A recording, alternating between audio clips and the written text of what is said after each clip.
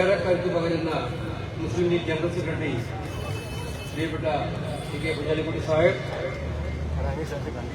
നമ്മുടെ പ്രിയങ്കരനായിട്ടുള്ള പാർലമെന്റ് അംഗം, കോഴിക്കോടിലെ ജനങ്ങൾക്ക് വേണ്ടി എന്നും പോരാടുന്ന ശ്രീ എം കെ രാഘവൻ, പ്രിയപ്പെട്ട ACC പ്രസിഡന്റ് പ്രവീൺ കുമാർ,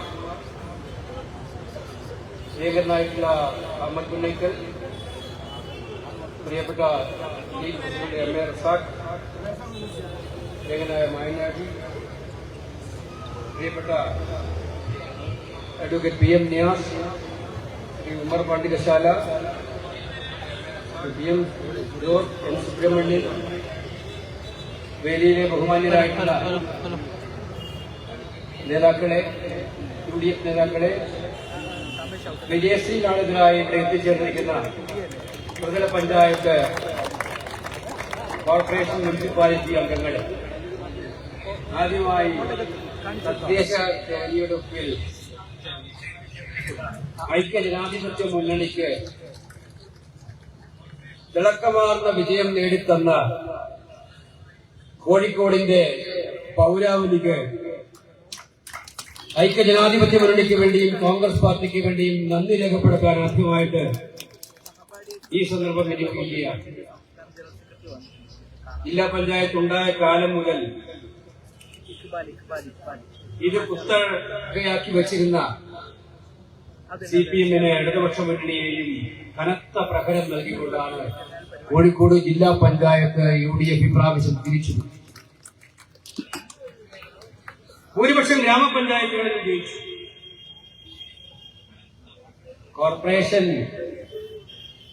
ജയിച്ചു എന്ന് പറയാൻ LDF-ന് നാണിക്കേണ്ടി വരുമെന്നുള്ളതാണ് സാഹചര്യം. അല്പം നാണുണ്ടെങ്കിൽ അവർ പറയില്ല കോഴിക്കോട് കോർപ്പറേഷൻ അവർ ജയിച്ചു. ജയിച്ചത് എങ്ങനെയാണെന്ന് നിങ്ങൾക്ക് എല്ലാവർക്കും അറിയാം. കോഴിക്കോട് കോർപ്പറേഷനിൽ BJP-യുടെ സീറ്റ് വർദ്ധിച്ചതിന് ഉത്തരവാദി ആരാണെന്ന് ചോദിച്ചാൽ ഒറ്റ ഉത്തരവേ ഉള്ളൂ, അത് CPM-ഉം കേരള സർക്കാരുമാണ് എന്നുള്ളത് വാർഡുകളിൽ കാണിച്ചു കൊടുക്കുക. ഇത് കോഴിക്കോട് മാത്രമല്ല, തിരുവനന്തപുരത്തും ഇത് തന്നെയായിരുന്നു. അപ്പൊ ഈ വാർഡുകൾ വെട്ടിമുറിച്ച് UDF-നെ എങ്ങനെ പരാജയപ്പെടുത്താൻ കഴിയും എന്നുള്ള പരീക്ഷണം മുഴുവൻ നടത്തി BJP ജയിച്ചാലും UDF തോൽക്കണം എന്ന ചിന്തയോടുകൂടി നിങ്ങൾ നടത്തിയ വാർഡ് വിഭജനത്തെ അതിജീവിച്ചിട്ടാണ് കോഴിക്കോട് ഐക്യജനാധിപത്യ മുന്നിൽ നേടിയിരിക്കുന്ന ഈ വൻ വിജയം എന്നുള്ളത് നിങ്ങളുടെ പരാജയത്തിന്റെ ആഴം വർദ്ധിപ്പിക്കുന്നു. പറയാം, ഞാൻ ദീർഘമായ പ്രസംഗിക്കേണ്ട കാര്യങ്ങളുണ്ട്. നേതാക്കന്മാരുടെ നിലയും 3-4 പോയിന്റ് മാത്രമേ ഇവിടെ പറയാൻ ഉദ്ദേശിച്ചു. ഇത് കേരളത്തിലെ ജനങ്ങളുടെ മനസ്സിലുള്ള ചിന്തയാണ് ഈ തെരഞ്ഞെടുപ്പിലൂടെ പ്രതിഫലിച്ചത്. ഐക്യജനാധിപത്യ മുന്നണി പ്രവർത്തകര്, നേതാക്കളെ കഠിനമായി അധ്വാനിച്ചിട്ടുണ്ട്. ആ അധ്വാനത്തിന്റെ ഫലമാണ് ഈ റിസൾട്ട്. പക്ഷെ ഞാൻ തുറന്നു പറയട്ടെ, നമ്മുടെ അധ്വാനത്തിന്റെ ഫലത്തോടൊപ്പം തന്നെ തുടർഭരണം സമ്മാനിച്ച വേദനയുള്ള ജനങ്ങളുടെ യഥാർത്ഥമായ പ്രതികരണവും ഈ തെരഞ്ഞെടുപ്പിൽ ഉണ്ടായിട്ടുണ്ട്. ഇത് കൂടാതെ മൂന്നാമതൊരു ഘടകം കൂടിയുണ്ട്. ഞാൻ ഇന്ന് രാവിലെ സാർജോ ഭൗമിക്ക് എഴുതിയിട്ടുള്ള ഒരു പുസ്തകത്തിന്റെ പ്രകാശനത്തിന് കണ്ണൂരിലുണ്ടായിരുന്നു. അദ്ദേഹം SFI കാരനായിരുന്നു. ബംഗാളിലെ SFI നേതാവ് എന്ന നിലയിൽ പ്രസിഡൻസി കോളേജിലും കൽക്കത്ത യൂണിവേഴ്സിറ്റിയിലും ഒക്കെ തന്നെ SFI നയിച്ച നേതാവായിരുന്നു അദ്ദേഹം. പിന്നീട് ജേർണലിസ്റ്റായി. അദ്ദേഹം എഴുതിയ പുസ്തകമാണ് ഇന്ന് കണ്ണൂരിൽ മലയാള പരിഭാഷയാണ് പ്രകാശനം ചെയ്യുന്നത്. ആ പുസ്തകം ഒന്ന് വായിച്ചാൽ കമ്മ്യൂണിസ്റ്റ് മാർക്സിസ്റ്റ് പാർട്ടിക്ക് 30 വർഷക്കാലം ഭരണം നൽകിയതിലൂടെ ഒരു പാർട്ടിയുടെ ആശയപരമായ അധപ്പതനത്തിന്റെ ഒരുപാട് സാക്ഷ്യങ്ങൾ ആ പുസ്തകത്തിലുണ്ടായിരുന്നു. അവരുടെ ഭരണം മാഫിയ ഭരണമായി മാറുന്നത്, അവരുടെ ഭരണം ജനങ്ങളുടെ എതിരായിട്ടുള്ള ഭരണമായി മാറുന്നത് അങ്ങനെ കൺമുന്നിലൂടെ കമ്മ്യൂണിസം വഴുതി വീണ് അധികാര കൊതിമൂത്ത കമ്മ്യൂണിസ്റ്റുകാർ ആ പാർട്ടിയെ പോലും കുഴിച്ചു മൂടത്തക്കവണ്ണമുള്ള നയങ്ങളുമായി മുന്നോട്ട് പോയെന്ന് അദ്ദേഹം അതിൽ എഴുതിക്കൊണ്ടിരിക്കുകയാണ്. അവസാനം അദ്ദേഹം ആ പുസ്തകം അവസാനിപ്പിക്കുന്നത് 2021 അദ്ദേഹം ബംഗാൾ നിയമസഭാ തെരഞ്ഞെടുപ്പിന് തൊട്ടു മുൻപ് കമ്മ്യൂണിസ്റ്റ് പാർട്ടിയുടെ സംസ്ഥാന കമ്മിറ്റി ഓഫീസിലേക്ക് പോയപ്പോൾ വലിയ കൊട്ടാരമാണ് അവിടെ ഓഫീസ്. അവിടെ ആ ഓഫീസിൽ ചായ കുടിച്ച് ഭക്ഷണം കഴിച്ചുകൊണ്ടിരിക്കുന്ന ഒരു പാർട്ടി ഓഫീസിൽ കാണാത്ത ഒരു ജാഗ്രതയും ഒന്നുമില്ലാതെ എന്ത് സംഭവിച്ചാലും ഒന്നുമില്ല എന്ന് നിസ്സംഗതയോട് കാണുന്ന കമ്മ്യൂണിസ്റ്റ് പാർട്ടി നേതൃത്വത്തെ കുറിച്ച് പറഞ്ഞിട്ടാണ് ആ പുസ്തകം അവിടെ അവസാനിക്കുന്നത്. ഇവിടെയും എനിക്ക് പറയാനുള്ളത് തുടർഭരണം എന്നുള്ളത് പാർട്ടിയുടെ ആശയങ്ങൾ വളരുകയല്ല. തുടർഭരണം എന്ന് പറയുന്നത് പാർട്ടിയുടെ ചിന്താഗതി വളരുകയല്ല. തുടർഭരണം എന്ന് പറയുന്നത് കമ്മ്യൂണിസ്റ്റ് പാർട്ടിക്കാരൻ ഒരിക്കലും ചിന്തിക്കാത്ത വഴിയിലൂടെ ഈ പാർട്ടിയെ കൊണ്ടുപോകുന്നതാണ് എന്ന് തിരിച്ചറിഞ്ഞ കമ്മ്യൂണിസ്റ്റുകാരനും നമുക്ക് ഈ തെരഞ്ഞെടുപ്പിൽ വോട്ട് ചെയ്തിട്ടുണ്ട് എന്നുള്ള കാര്യം അടിപറയിട്ട് പറയാൻ വേണ്ടിയിട്ടാണ് എന്ന് പറയുന്നത്. കാരണം ഒരു അത്യാപത്തിൽ നിന്നും ആ പാർട്ടിയെ രക്ഷപ്പെടുത്തണമെന്ന് ആഗ്രഹിക്കുന്നവൻ വോട്ട് മാറ്റിക്കുന്നത്. അത് തന്നെയാണ് 3 മാസം കഴിഞ്ഞ നിയമസഭാ തെരഞ്ഞെടുപ്പിലും പറയുന്നത്. ഈ പരാജയത്തിന്റെ പാഠം പഠിച്ചോ അവർ? ഈ പരാജയത്തിന്റെ പാഠം പഠിച്ചോ? ഈ പരാജയത്തിന് ശേഷം CPM-ന്റെ ഒരുപാട് റിയാക്ഷൻസ് നമ്മൾ കണ്ടു. ആ റിയാക്ഷൻസ് CPM സെക്രട്ടറി പറഞ്ഞിട്ടുണ്ട്, അവരുടെ കൺവീനർ പറഞ്ഞിട്ടുണ്ട്, സാക്ഷാൽ മുഖ്യമന്ത്രി തന്നെ പറഞ്ഞു. കോഴിക്കോട് പ്രസംഗിക്കുമ്പോൾ മുഖ്യമന്ത്രി പറഞ്ഞ കാര്യങ്ങൾ കേട്ടിട്ട് സത്യത്തില് ഞാൻ ഇന്ന് സാർവഭൗമികന്റെ പുസ്തകം വായിച്ച കമ്മ്യൂണിസ്റ്റ് പാർട്ടിയുടെ ആശയപരമായ പാപ്പരത്തിന്റെ തുടക്കം മുഖ്യമന്ത്രിയുടെ വാർത്താ സമ്മേളനത്തിൽ നിരാശയുണ്ടാകാം. മൂന്നാമത് ഭരണം കിട്ടാത്ത വണ്ണം കേരളം തങ്ങളെ തള്ളിപ്പറയുകയാണെന്ന് പഞ്ചായത്ത് മുനിസിപ്പൽ തെരഞ്ഞെടുപ്പിലൂടെ ബോധ്യപ്പെട്ടതിന്റെ നിരാശയിൽ നിന്നായിരിക്കാം. അതല്ലെങ്കിൽ എങ്ങനെയെങ്കിലും ജയിക്കാൻ വേണ്ടിയിട്ടുള്ള കരകയറി ഇപ്പൊ കുറെ കാലമായി ചങ്ങാത്തമുള്ള ഡൽഹിയിലെ രാജാക്കന്മാരെ സന്തോഷിപ്പിക്കാനായിരിക്കാം. പക്ഷേ മിസ്റ്റർ പിണറായി വിജയൻ, നിങ്ങൾ തീക്കൊള്ളി കൊണ്ട് തലചൊറിയാനാണ് ശ്രമിച്ചത് നിങ്ങളുടെ മാധ്യമത്തിൽ. നമ്മൾ ഒരിക്കലും ആഗ്രഹിക്കാത്തതാണ് മാറാണ പോലെയുള്ള കലാപം. CP കുഞ്ഞാലിക്കുട്ടി സാഹിബ് ഇരിക്കുന്നുണ്ട്. ഞാൻ അദ്ദേഹത്തെ ഇരുത്തിക്കൊണ്ട് പറയാൻ ആഗ്രഹിക്കുന്നില്ല. കേരളത്തിൽ മതങ്ങൾ തമ്മിൽ മൈത്രി വേണം എന്നുള്ള തീരുമാനത്തിൽ ഹൈന്ദവരുണ്ട്, ക്രൈസ്തവരുണ്ട്. അവരോടൊപ്പം എടുത്തു പറയാൻ പാണക്കാട് തങ്ങളും PK കുഞ്ഞാലിക്കുട്ടിയും എന്തുമുണ്ടായിരുന്നു. CK മുഖ്യമന്ത്രിയായിരുന്നു ആ സന്ദർഭത്തിൽ. ആ കലാപം, നിർഭാഗ്യകരമായ കലാപത്തിലേക്ക് യഥാർത്ഥ പ്രതികളെ കൊണ്ടുവന്നകത്താക്കാനും അത്തരമൊരു കലാപം പിന്നീട് ആവർത്തിക്കാതിരിക്കാനും വർഗീയത ആളിക്കത്തിക്കുകയല്ല, അതിനെ അവസാനിപ്പിക്കുകയാണ് എന്നുള്ള പ്രത്യയശാസ്ത്രത്തോടെ മുന്നോട്ട് പോകാനും ഐക്യജനാധിപത്യ മുന്നണി ഉണ്ടായിരുന്നു എന്നുള്ള കാര്യം വിസ്മരിച്ചിട്ടാണ് നിങ്ങൾ അന്ന് രാഷ്ട്രീയത്തിന്റെ കച്ചവടവുമായിട്ട് ഇവിടെ വന്നു. പിണറായി പറയുന്നത് കേട്ടു, കുഞ്ഞാലിക്കുട്ടിയെ ഒഴിവാക്കിയിട്ടാണ് ആന്റണി വന്നത്. പിണറായി സർവരും കുഴപ്പം. മാതൃഭൂമി അതിനെക്കുറിച്ച് വ്യക്തമായിട്ട് എഴുതിയിട്ടുണ്ട്. പിണറായി അവിടെ ഒറ്റക്ക് പോയി, അവിടെ പോയപ്പോൾ തന്നെ നേരിടേണ്ടി വന്ന, അവിടെ പോയപ്പോൾ അദ്ദേഹത്തിന് നേരിടേണ്ടി വന്ന വലിയ പ്രതിഷേധത്തെ കുറിച്ച് എഴുതിയിട്ടുണ്ട്. ഞാൻ ചോദിക്കട്ടെ, ഒരു മുഖ്യമന്ത്രി നടത്തുന്ന പ്രസ്താവനയായിരുന്നു അത്? അദ്ദേഹം പറയാ UDF വീണ്ടും അധികാരത്തിൽ വന്നാൽ ബാലന്റെ പ്രസ്താവന, ഞങ്ങൾ അധികാരത്തിൽ വന്നാൽ കേരളത്തിൽ ഞങ്ങൾ അധികാരത്തിൽ വരും. മിസ്റ്റർ പിണറായി എത്ര ശ്രമിച്ചിട്ടും കാര്യമില്ല, ഞങ്ങൾ അധികാരത്തിലേക്ക് വരും. ആ യാത്രയിലാണ്. ജനങ്ങൾ അത് തീരുമാനിച്ചിട്ടുണ്ട്.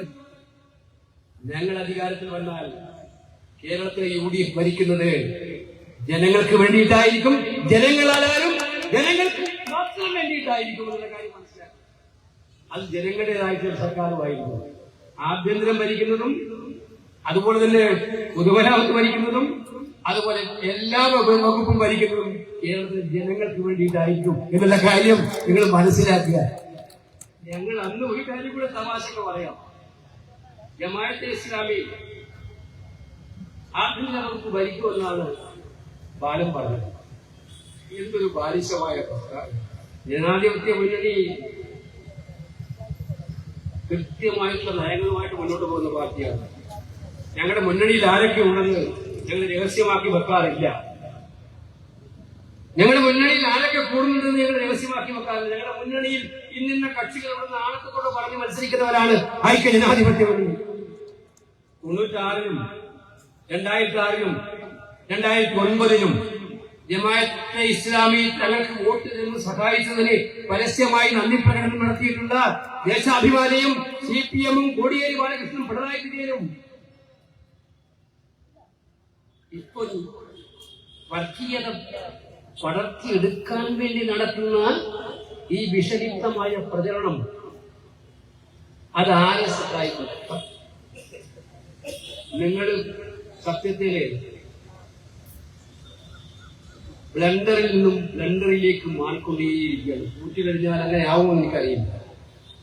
ആർക്ക് വേണ്ടിയിട്ടായിരുന്നു മുഖ്യമന്ത്രി ആ പ്രസ്താവന നടത്തിയത് എനിക്കത്തെ ആലോചിച്ചിട്ട് മനസ്സിലായില്ല. ഭരണഘടനാപരമായി സത്യപ്രതിജ്ഞ മുഖ്യമന്ത്രി സത്യത്തിൽ ഞാൻ കേട്ടത് ഒരു സംഘപരിവാറിന്റെ സ്പോക്സ് പേഴ്സൺ സംസാരിക്കുന്ന പോലെയാണ് അന്ന് സാക്ഷാൽ പിണറായി വിജയൻ സംസാരിച്ചത് കഴിഞ്ഞ ദിവസം എന്ന് മനസ്സിലായി. ഇതാണ് ഞാൻ പറഞ്ഞത്, ആശയപരമായിട്ടുള്ള തകർച്ചയിലേക്ക് ആ പാർട്ടി ഓരോ ദിവസവും പോയിക്കൊണ്ടിരിക്കുന്ന ലക്ഷണമാണ് ഇവിടെ കാണുന്നത്. ഞങ്ങൾ നിശ്ചയദാർഢ്യത്തോടെ പറയുന്നു, ജനങ്ങളുടെ പ്രതീക്ഷകൾക്കനുസരിച്ച് ഉയരാൻ കൂടിയ പ്രതിജ്ഞാബദ്ധമാണ്. അത് ജനങ്ങൾക്ക് വേണ്ടിയിട്ടുള്ള നടപടികൾ സ്വീകരിക്കാൻ വേണ്ടിയിട്ടാണ്. കോഴിക്കോട് ജില്ലാ പഞ്ചായത്ത് ഉണ്ട്, ഇപ്പൊ UDF ഭരിക്കുന്നുണ്ട്. വരും നാളുകളിൽ കോഴിക്കോടിന്റെ എല്ലാ നിയമസഭാ സീറ്റും UDF ജയിച്ചാലും ആരും അത്ഭുതപ്പെടേണ്ടാത്ത വണ്ണമുള്ള രാഷ്ട്രീയ കാലാവസ്ഥ ഉണ്ട് ഇവിടെ. പക്ഷെ കോഴിക്കോട് ഇല്ലാത്ത പലതുമുണ്ട്. കോഴിക്കോട് ഇല്ലാത്ത പലതുമുണ്ട്. അത് ഉണ്ടാക്കിയെടുക്കാൻ, കോഴിക്കോട് ജനതയുടെ സ്വപ്നങ്ങൾക്ക് സാക്ഷാത്കാരം ഉണ്ടാക്കാൻ മുന്നോട്ട് പോകും. ഇപ്പൊ തൊഴിലില്ലായ്മ ഏറ്റവും വലിയ പ്രശ്നമായി നമ്മൾ നാടിപ്പം കേട്ട് ഇന്നലത്തെ വാർത്ത കേട്ടതെന്താണ്, താൽക്കാലികമായി നിയമിച്ചവരെല്ലാം സ്ഥിരപ്പെടുത്തണമെന്ന് CIT-യുടെ അഖിലേന്ത്യാ പ്രസിഡന്റ് പറഞ്ഞതനുസരിച്ച് പാർട്ടി ചെയ്യാൻ പോവുകയാണെന്നാണ്. ലക്ഷക്കണക്കായ ചെറുപ്പക്കാർ കേരളത്തിൽ ജോലിയില്ലാതെ കാത്തിരിക്കുക. നമ്മുടെ യുവാക്കൾ നാട് വിട്ട് പോകുന്നു തന്നെ അർഹതപ്പെട്ടവന് ജോലി കിട്ടുന്ന സംവിധാനം ഇവിടെ ഇല്ല എന്ന് മനസ്സിലാക്കിയിട്ടാണ്. വീടുകളിൽ ചെറുപ്പക്കാരില്ല. അവര് പറയുന്നത് പഠിച്ചാൽ ജോലി കിട്ടാനില്ല, ജോലി കിട്ടിയാൽ ആവശ്യത്തിന് ശമ്പളവും ഇല്ല എന്നുള്ളതാണ്. ഇന്നത്തെ ഇവരുടെ പ്രസ്താവന കൂടി കൂട്ടി വായിച്ചാൽ അർഹതയുള്ളവർക്കല്ല ജോലി, പിൻവാതിലൂടെ സ്വന്തക്കാർക്ക്, ബന്ധുക്കൾക്ക്, പാർട്ടി സഖാക്കൾക്ക് മാത്രമേ ജോലി നിങ്ങൾ കൊടുത്തിട്ടുള്ളൂ. 10 കൊല്ലക്കാലം അർഹതയുള്ള ചെറുപ്പക്കാരനും കിട്ടിയിട്ടില്ല. ആ നിരാശയുള്ള ചെറുപ്പക്കാരെ വീണ്ടും തകർക്കാനുള്ള ഈ നീക്കം ഞങ്ങൾ ഉറപ്പു നൽകുന്നു. പ്രിയപ്പെട്ട ചെറുപ്പക്കാരെ, നിങ്ങൾ നിരാശപ്പെടേണ്ട. 3 മാസം കഴിഞ്ഞാൽ ഐക്യ ജനാധിപത്യ മുന്നണി വന്നാൽ നിങ്ങളുടെ സ്വപ്നങ്ങൾ സാക്ഷാത്കരിക്കാൻ അർഹതപ്പെട്ടവരെ ഇവിടെ മാന്യമായ ജീവിക്കാനുള്ള സാഹചര്യം ഉണ്ടാക്കുന്ന ജോലിയെടുക്കാനുള്ള അതിനുള്ള വ്യവസായം നമ്മൾ ഉണ്ടാക്കും, അതിനുള്ള വിദ്യാഭ്യാസ നയം നമ്മൾ ഉണ്ടാക്കും. അതിനാവശ്യമായ നടപടികളുമായി നമ്മൾ ഒറ്റക്കെട്ടായി മുന്നോട്ട് പോകും. ഇവിടെ ഞാൻ തമാശയായിട്ടുള്ള മെസ്സി വന്നപ്പോൾ കോഴിക്കോട് പ്രസംഗിക്കുമ്പോൾ കോഴിക്കോട് ഫുട്ബോൾ കമ്പമുള്ള നാടാണ്. മലബാറിന്റെ ശബ്ദത്തിലൊരു കേരളത്തിന്റെ തന്നെ ഫുട്ബോൾ സംസ്ഥാനം എന്ന് പറയാം കോഴിക്കോടിന് മലപ്പുറത്തേക്ക്. മെസ്സി വരുന്നതിനെ കുറിച്ച് ആലോചന വന്നപ്പോൾ കൊച്ചിയും തിരുവനന്തപുരത്തും വരാണ്. പക്ഷെ ഇവിടെ ഫുട്ബോൾ അന്താരാഷ്ട്ര നിലവാരമുള്ള ഫുട്ബോൾ സ്റ്റേഡിയമിലാണ് അന്ന് കാണപ്പെട്ടത്. ഇവിടത്തെ കാര്യം മാത്രമല്ല, നമ്മുടെ ചെറുപ്പക്കാർക്ക് നന്നായി കളിക്കാൻ, നന്നായി വളരാൻ, അവർക്ക് കളിക്കളങ്ങളിൽ ഇതിഹാസം രചിക്കാൻ ആവശ്യമായിട്ട് ഇൻഫ്രാസ്ട്രക്ചർ ഇല്ല. നമുക്ക് UDF-ന്റെ ഒരു കാര്യം ഉറപ്പുവരാൻ ആഗ്രഹിക്കുന്നത്, ചെറുപ്പക്കാർക്ക് കളിച്ചു വളർന്നു വലുതായി മുന്നോട്ട് പോകാനുള്ള സ്പോർട്സ് ഇൻഫ്രാസ്ട്രക്ചർ കേരളത്തിൽ മുഴുവൻ ഉണ്ടാക്കുകയായിരിക്കും UDF. ഇത്തരം പോസിറ്റീവ് ചിന്തകൾ, വെറും നെഗറ്റീവ് അല്ല. നിങ്ങൾ നെഗറ്റീവ് നിങ്ങളാണ്. കേരളം ആഗ്രഹിക്കുന്ന ഒരു മാറ്റം പ്രദാനം ചെയ്യാൻ വേണ്ടി UDF നിങ്ങളുടെ മുന്നിലേക്ക് വരുന്നു. പീപ്പിൾസ് മാനിഫെസ്റ്റോവും അതിനോടൊപ്പമുള്ള ആക്ഷനുമായി ഞങ്ങൾ മുന്നോട്ട് പോകും. അത് ആത്മവിശ്വാസം നൽകുന്നത് കോഴിക്കോടിലെ വിജയമാണ് എന്ന് അടിവരയിട്ട് ഞാൻ പറയുന്നു. CPM-ന്റെ പ്രചരണം എന്തായാലും ഹിന്ദുവും മുസൽമാനും ക്രിസ്ത്യാനിയും ഏകോദര സഹോദരങ്ങളെ പോലെ ജീവിക്കുന്ന ഒരു കേരളത്തെ പടുത്തുയർത്താനുള്ള പ്രതിജ്ഞാബദ്ധമായ മതേതര മനസ്സുമായിട്ട് ചെറുപ്പക്കാരന്റെ ഭാവി ലക്ഷ്യം വെച്ചുകൊണ്ട് അവനെ സുരക്ഷിതമായ നിലയിലേക്ക് എത്തിക്കാൻ വേണ്ടിയിട്ടുള്ള കൃത്യമായിട്ടുള്ള നയപരിപാടികളുമായി ഐക്യ ജനാധിപത്യ മുന്നണി നിങ്ങളുടെ മുന്നിലേക്ക് വരും. അതിന് കരുത്തായി പഞ്ചായത്ത് മുനിസിപ്പൽ കോർപ്പറേഷൻ വിജയം നമുക്കുണ്ട്. ആ വിജയവും കരുത്തുമായി കേരളം സമാനതകളില്ലാത്ത വിജയത്തിലൂടെ UDF മുന്നോട്ട് പോകും എന്ന് ഒരിക്കൽ കൂടി അറിയിച്ചുകൊണ്ട് നിങ്ങൾ നൽകിയ ഈ മഹത്തരമായിട്ടുള്ള സംരംഭങ്ങൾക്ക് ഞാൻ ഒരിക്കൽ കൂടി നന്ദി പറയുന്നു. ഒരു കാര്യം മാത്രം അവസാനത്തിൽ പറയാൻ ആഗ്രഹിക്കുകയാണ്. മോഡിയുടെ നയം നമുക്കറിയാമല്ലോ, പാവപ്പെട്ടവരോടുള്ള യുദ്ധപ്രഖ്യാപനമാണ്. പാവപ്പെട്ടവരോടുള്ള കേന്ദ്ര സർക്കാരിന്റെയും നരേന്ദ്രമോദിയുടെയും യുദ്ധപ്രഖ്യാപനത്തിന്റെ ഏറ്റവും ഒടുവിലത്തെ ഉദാഹരണമാണ് മഹാത്മാഗാന്ധിയുടെ പേര് മാറ്റി മൻരേഗയെ കൊല്ലാനുള്ള തീരുമാനം. നിങ്ങൾക്കറിയുമോ, കോഴിക്കോട് ജില്ലയിലെ പഞ്ചായത്തുകളെ സമ്പന്നമാക്കുന്ന പദ്ധതി ഏതാണ്? നിങ്ങളെല്ലാം പഞ്ചായത്ത് പ്രസിഡന്റുമാരായാൽ എനിക്കറിയാം, ഒരു പഞ്ചായത്തിൽ 7 മുതൽ 15 കോടി വരെ ഒരു വർഷം കൂലിയായിട്ട് മാത്രം കൊടുക്കുന്നു. ആലോചിച്ച്, ഒരു കൊച്ചു പഞ്ചായത്തിൽ പോലും 10 കോടി രൂപ കൂലിയായിട്ട് പാവപ്പെട്ടവരുടെ കയ്യിലേക്ക് ഡയറക്റ്റായി എത്തിക്കുന്ന മഹാത്മാഗാന്ധി തൊഴിലുറപ്പ് പദ്ധതി. നിങ്ങൾക്ക് മഹാത്മാഗാന്ധിയോട് വൈരാഗ്യം ഉണ്ടാകാം, രാഷ്ട്രപിതാവിനെ അപമാനിക്കണമെന്ന് നിങ്ങൾക്ക് നിരന്തരമായ ആഗ്രഹം ഉണ്ടാകാം. പക്ഷെ രാഷ്ട്രപിതാവിനെ അപമാനിക്കാനുള്ളതിന്റെ പേരിൽ ലോകം കണ്ട ഏറ്റവും വലിയ ദാരിദ്ര്യ നിർമ്മാർജ്ജന തൊഴിൽദാന പദ്ധതിയായിട്ടുള്ള തൊഴിലുറപ്പിനെ തകർക്കുകയാണ്. 100% കൂടി കേന്ദ്രം കൊടുത്തുകൊണ്ടിരുന്നതാണ്, അത് 60% ഡിമാൻഡ് റൈറ്റ് ടു എംപ്ലോയ്മെന്റ് പ്രോഗ്രാമാണ്. നമ്മുടെ അവകാശമായിരുന്നു. ഒരു തൊഴിലാളിക്ക് തൊഴിൽ ചെയ്യണം തോന്നിയാൽ അത് അവർക്ക് അവകാശമായി കൊടുക്കണമെന്നാണ് നിയമത്തിൽ പറയുന്നത്. ഇത് UPയുടെ നിയമത്തിൽ പറയുന്നു. ആ അവകാശം എടുത്തു മാറ്റി, ഇത് ബഡ്ജറ്റ് ഓറിയന്റേഷനിലേക്ക് മാറ്റി. പണം ഉണ്ടെങ്കിൽ ചെയ്താൽ മതി. മാത്രമല്ല, ഇത് പഞ്ചായത്തുകളായിരുന്നു തീരുമാനിച്ചുകൊണ്ടിരുന്നത്. എവിടെ ജോലി ചെയ്യണം, എങ്ങനെ ജോലി ചെയ്യണം, എന്താണ് കാര്യങ്ങൾ എന്ന് പഞ്ചായത്തിന്റെ അധികാരമായിരുന്നു. പഞ്ചായത്തിന്റെ അധികാരം കവർന്നെടുത്ത് ഏതൊക്കെ പഞ്ചായത്തുകളിൽ തൊഴിലുറപ്പ് പദ്ധതി വേണമെന്ന് നോട്ടിഫിക്കേഷൻ നടത്തുന്ന അധികാരം കേന്ദ്ര സർക്കാരിന്റെ കയ്യിലേക്ക് ഇവർ കൊടുത്തു. ഈ നിയമത്തിലൂടെ ഫലത്തിൽ 2 കാര്യങ്ങളാണ്. പഞ്ചായത്തിന് നമ്മൾ കൊടുത്ത അധികാരങ്ങളെല്ലാം തിരിച്ചു പിടിക്കുന്നതിന്റെ കാര്യം. 2, ഈ പദ്ധതി ഇല്ലാതാക്കാൻ രാഷ്ട്രീയ വിവേചനം അനുസരിച്ച് അവർക്ക് ഇഷ്ടമില്ലാത്തടുത്ത് ഈ പദ്ധതി ഇല്ലാതാക്കാനുള്ള പരിശ്രമം. ഫലത്തിൽ വരാൻ വേണ്ടി പോകുന്നത് തൊഴിലുറപ്പ് പദ്ധതി ഇല്ലാതാക്കുക എന്ന ലക്ഷ്യമാണ്. ഇതിനെതിരായിട്ടുള്ള പോരാട്ടമാണ് രാജ്യവ്യാപകമായി നടത്തിക്കൊണ്ടിരിക്കുന്നത്. ഒരു സംശയവും വേണ്ട. കാർഷിക ബില്ല് പിൻവലിച്ചതുപോലെ തൊഴിലുറപ്പ് പദ്ധതിക്ക് ഭേദഗതി ഉണ്ടാക്കിയ ബില്ലും മോഡിയെ കൊണ്ട് പിൻവലിപ്പിച്ച് നമ്മൾ അടങ്ങുമില്ല ഉജ്ജ്വലമായ വാർഷികമായിട്ടാണ് നമ്മൾ മുന്നോട്ട് പോകുന്നത്. വിജയം നമ്മുടേതായിരിക്കും.